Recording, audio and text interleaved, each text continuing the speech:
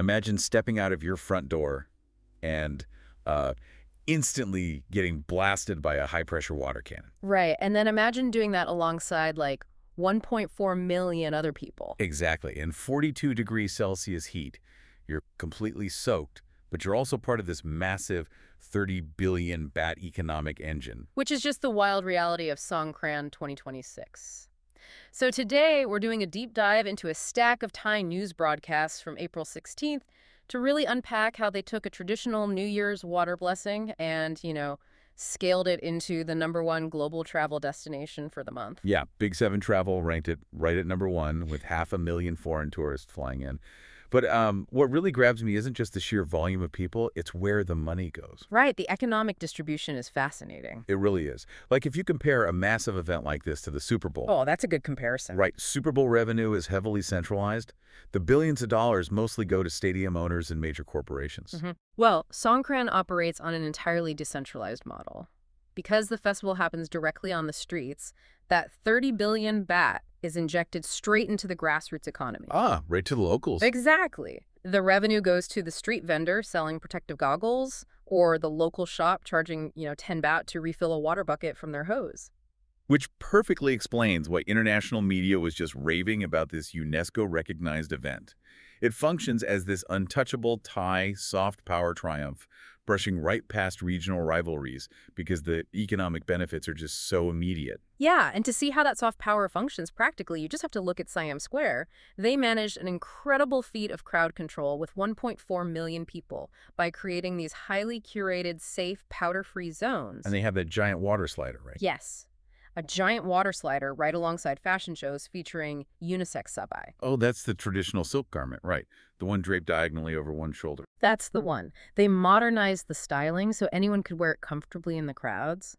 But then meanwhile, just across town, Kafsan Road. yeah, Kasian Road is just operating as this multinational all-night block party. And the local stories coming out of the street crowds are just phenomenal. Oh, totally. I mean, you have a snake suddenly slithering out of nowhere and scattering tourists. Right, and that wife trekking through the absolute chaos at 2 a.m. to hunt down her rescue worker husband. Who conveniently never came home from his shift. But my absolute favorite was the 94-year-old grandma.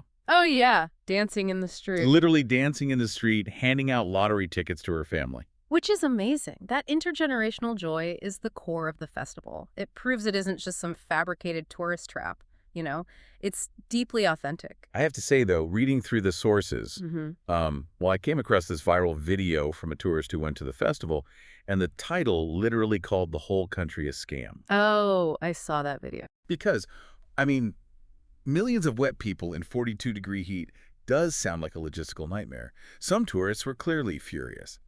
So how is that a win for Thailand's image? Well, you actually fell for the hook on that one. Wait, really? I did? Yeah. The tourist was using reverse psychology.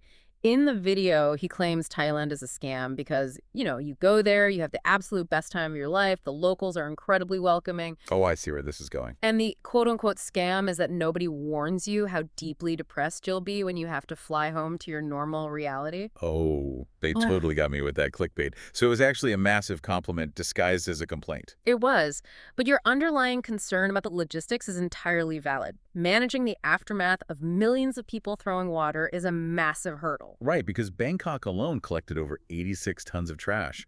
I think the Siloam area generated 28 tons by itself. Yeah, running street sweepers through a multi-day water fight is next to impossible. But organizers anticipated the specific type of waste, namely cheap plastic. Like the Birkin water guns and stuff. Exactly. So instead of just sending mountains of shattered plastic to a landfill, they implemented a targeted recycling pipeline.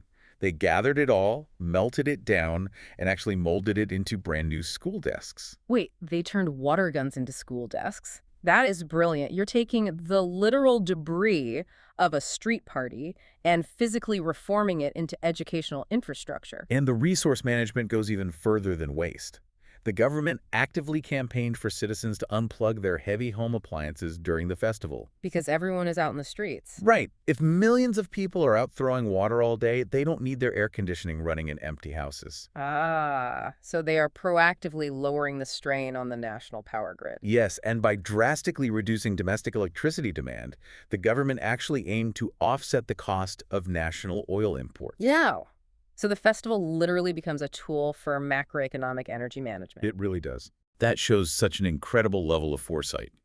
And for you listening, this deep dive really demonstrates how a country can globally monetize its cultural heritage.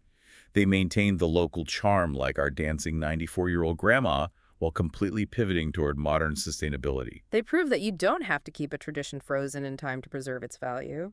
Thailand totally took a quiet traditional water blessing and transformed it into this multi-billion-dollar, eco-conscious global phenomenon. Which leaves you wondering, what other quiet, overlooked local traditions in your own culture are sitting on the untapped potential for a massive modern reinvention?